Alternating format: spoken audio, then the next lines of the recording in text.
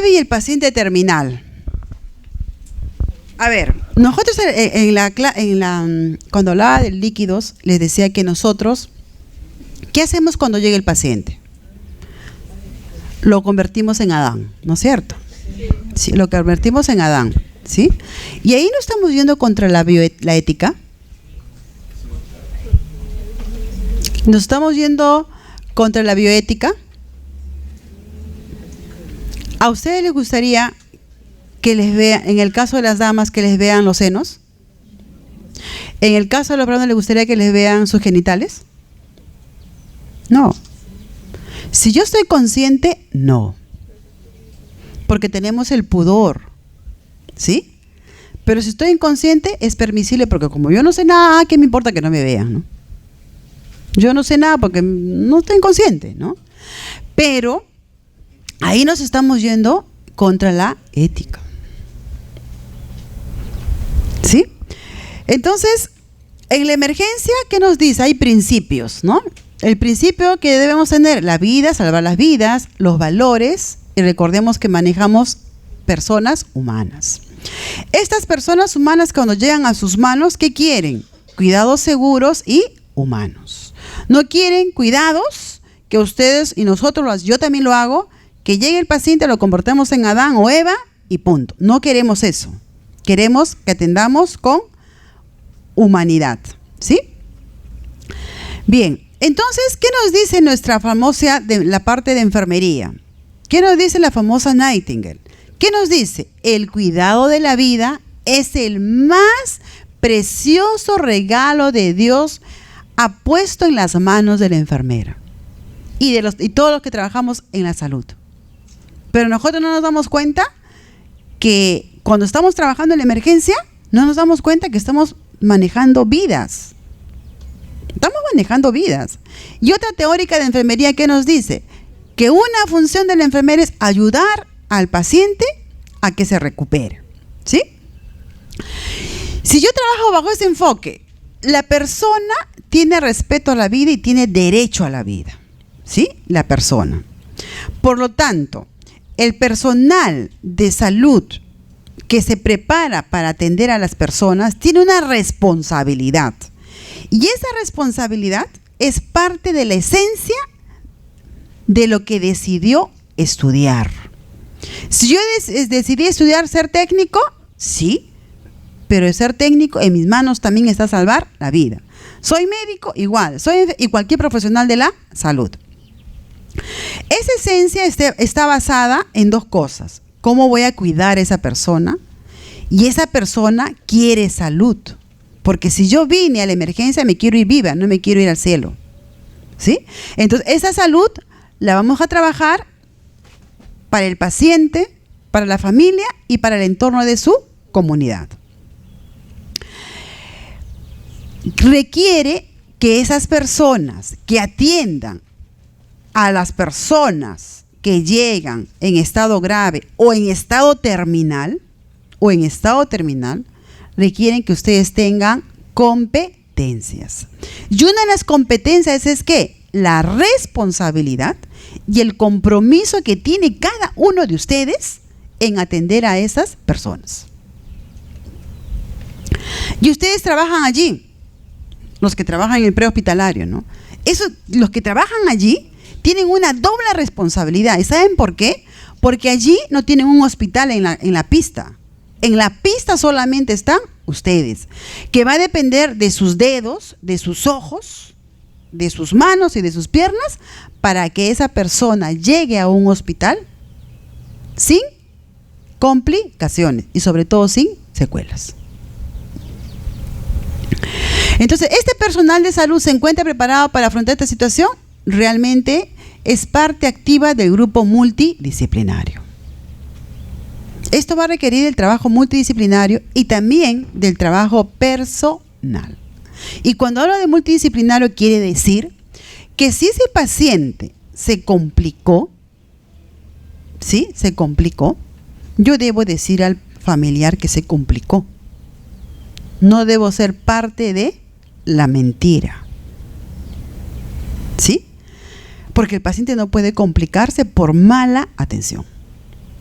Es otra cosa que el paciente se complique porque tiene fallas multiorgánicas o por otra cosa. Pero no puede llegar un paciente por una cosa y se vaya con otra. Entonces no podemos ser parte de eso. Por eso que de ahí vienen las dos palabras, la palabra bioética y la palabra deontológica. Los profesionales de la salud, cuando nos dan nuestro número de profesionales, nos hacen juramentar bajo el principio ético que tienes que hacer, bajo el principio bioético qué es lo que te corresponde como personal de salud, y juramentamos. ¿Sí? Entonces, ¿qué es la bioética? ¿Qué nos dice la bioética? Aplicamos reglas y va enfocado mucho a la parte moral en relación al cuidado enfermero. ¿Sí? ¿De dónde tenemos valores bioéticos? ¿De dónde?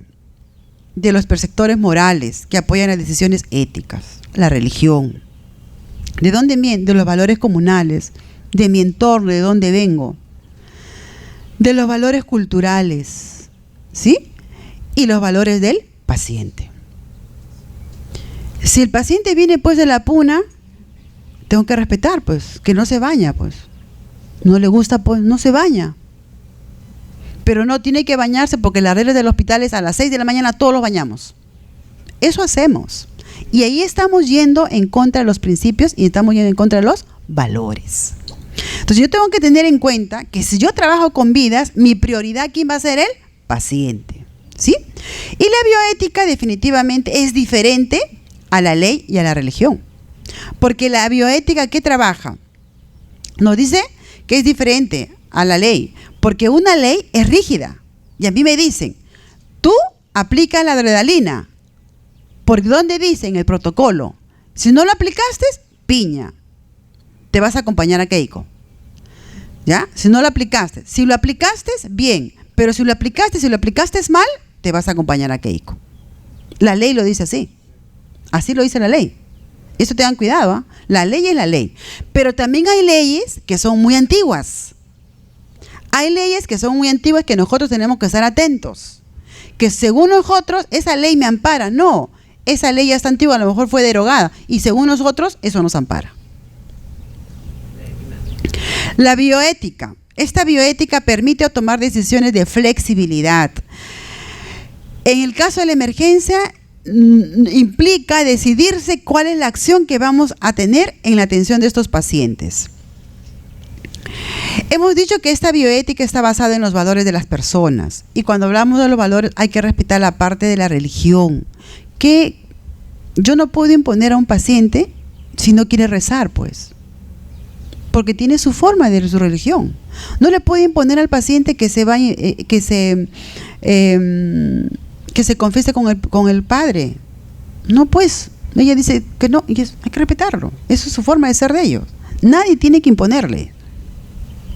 Entonces hay que respetar los valores del paciente. Mucho, mucho, mucho. Si el paciente decidió que no se administre paquete porque su religión es así, yo lo tengo que respetar. Mientras que yo, como profesional, me avale con un documento que el familiar firme que no acepta ese procedimiento. ¿Sí?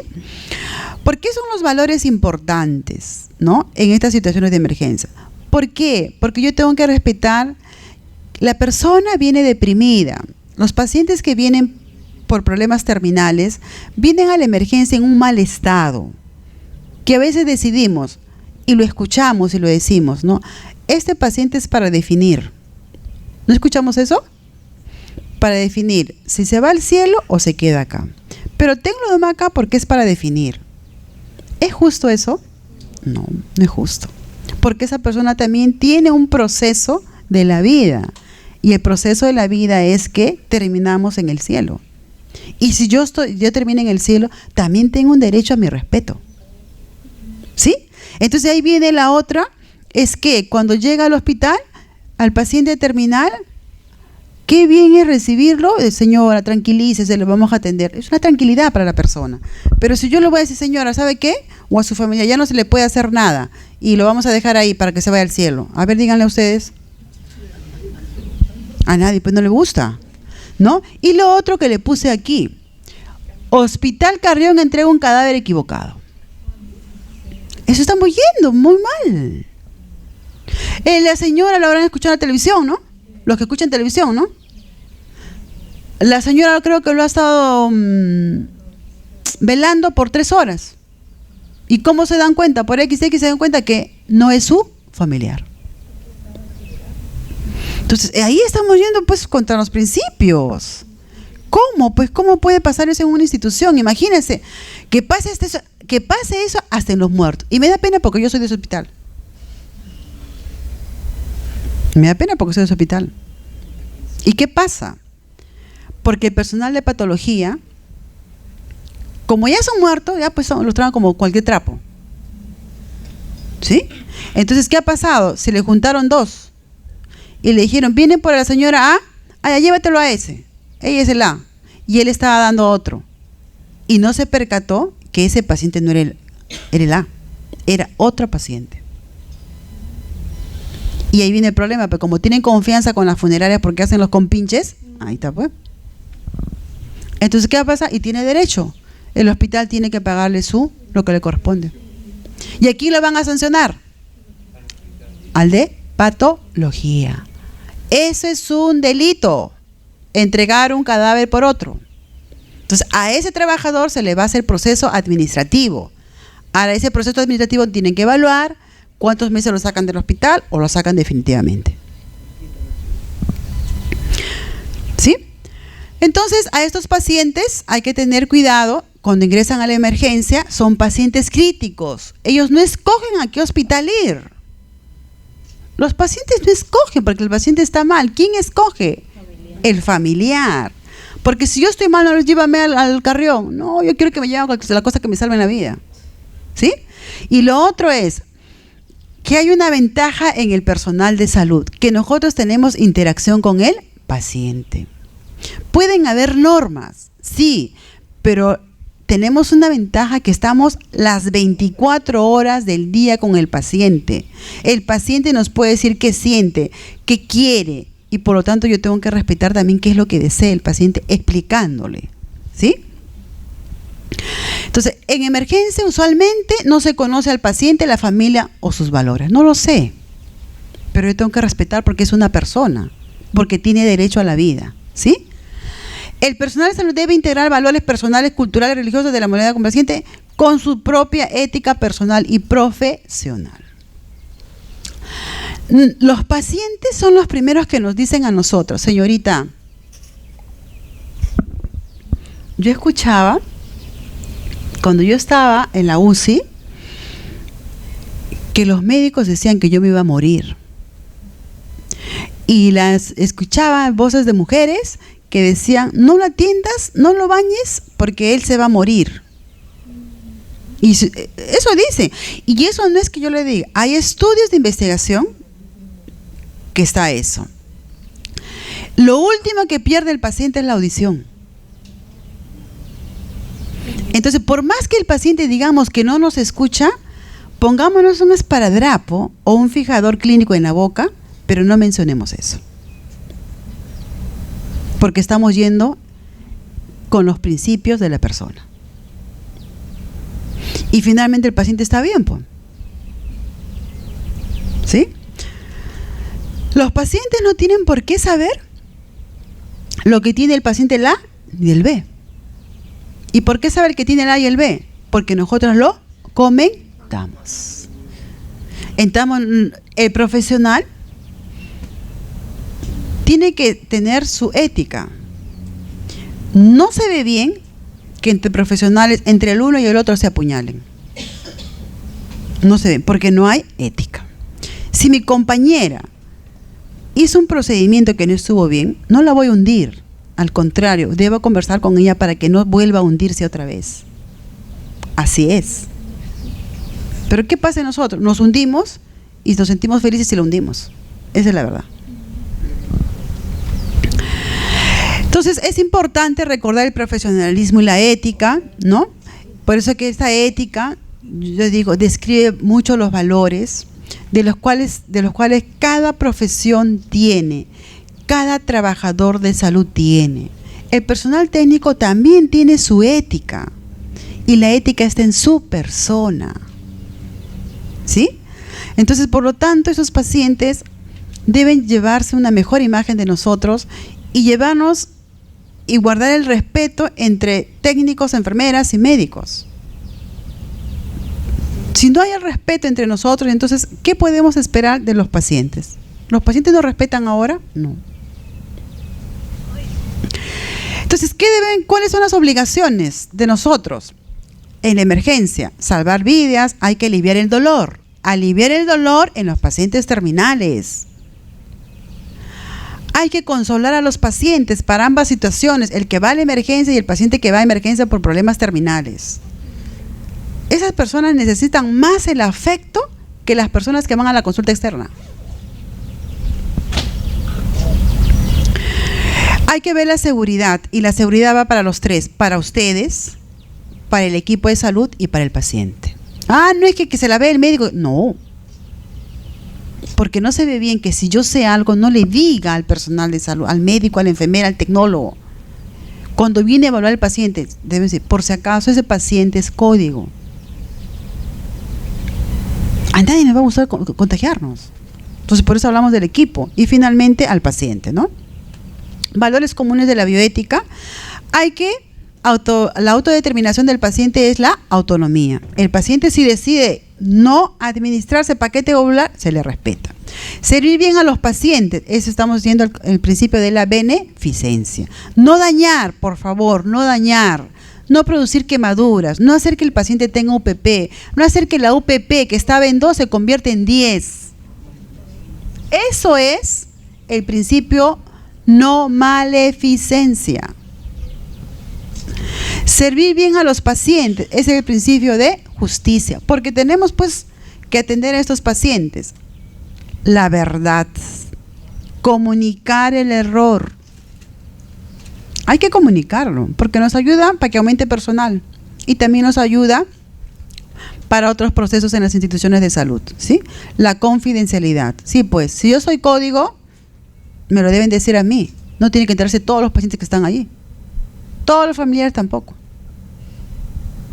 ¿Sí? ¿De qué depende brindar cuidados éticos? La motivación, qué tanto nosotros nos sentimos motivadas, tanto nosotros a través también con los pacientes, el juicio que tenemos y la empatía. ¿A ustedes no se han dado cuenta que cuando nosotros nos atienden bien, nos reciben bien, nos saludan bien, nos caen bien las personas? Y decimos, esta enfermera me cayó bien, este médico me cae. ¿Y por qué? Porque cuando viene me saludó muy atento. Eso es la empatía, ¿no? Y hay pacientes que nos dicen, ay señorita, ¿cuándo viene la señorita de rulitos? ¿Por qué? Ay, porque me gusta cómo me atiende, es bien delicada, conversa, es bien amena, es bien alegre. No, pero hoy día no le toca a la señorita rubia. Ay, no, esa señorita no, es bien antipática porque ni siquiera quiere que le pregunte nada. Entonces ya perdemos eso, la empatía, pues. ¿Eso es verdad o no es verdad? Eso es verdad. ¿Sí? Entonces debemos comprender que solo estamos a cargo de los pacientes en forma transitoria. Hoy día vengo, mi pacientito está bien, pero mañana vengo, ya no lo encontré. Y cuando venimos nos decimos, qué pena, pero si yo lo dejé bien, ¿qué pasó? ¿Y no nos da una melancolía? Sí, ¿no es cierto? Entonces, cuando estemos en el turno, demos lo mejor. No podemos permitir que los pacientes que se vayan a casa se vayan con esa amargura por parte nuestra. Y no podemos permitir que los pacientes se vayan al cielo con esa amargura hacia el cuidado que hemos dado en la emergencia. No puede ser eso. Seamos más humanos, ¿sí? Esta responsabilidad no nos otorga ningún poder sobre ellos y sus familias, ¿sí? Hay desafíos, y uno de los desafíos hemos dicho la comunicación, la empatía, que los familiares se sientan bien atendidos, que se sientan como en su casa, pero hay dilemas éticos, y los dilemas éticos están, cuando salgo del turno digo, no le puse el medicamento al paciente, ¿le digo o no le digo a mi compañera? No, mejor no le digo porque si no va a decir que no trabajo bien, pero si le digo el paciente va a mejorar, pero ¿qué prevalece? Mi persona. Prevalece mi persona, pero no prevalece el paciente. ¿Sí? Dice, condenándonos si hacemos, condenándonos si no hacemos. ¿Lo hacemos o no lo hacemos? En emergencia hay algo importante. Debemos encontrar una resolución rápida, al dilema, no actuar por confusión o miedo no es aceptable. Por eso es que se pide que tengamos las competencias para no cometer los errores. Porque no puede ser que el paciente salga con error del equipo de salud. ¿Sí? Y tenemos acá conflictos y acciones en las prácticas que nosotros los podemos trabajar, leer, ¿sí? Y también hay que disolver dilemas éticos, como es la empatía, pensar y replantear los problemas que vamos a solucionar, ver qué tanto el paciente debe conocer de su salud, qué tanto el paciente no debe conocer algunas cosas porque le afecta más la salud, pero sin embargo debe conocer el 100% el familiar que cuida al paciente, ¿no? Y determinar qué curso de acción vamos a hacer, pero no podemos quedarnos callados sin hacer nada, tanto para el paciente como para el familiar. ¿Sí? Hay un caso, miren, dice, un hombre de 42 años de edad, sin otros problemas médicos, se presenta con dolor de pecho agobiante y tiene un electrocardiograma que se le toma y evidencia un infarto agudo anterior con arritmia. Quiere darle tratamiento, pero el paciente se rehúsa, no quiere tratamiento. ¿Qué hacemos? ¿Le damos el tratamiento o no le damos?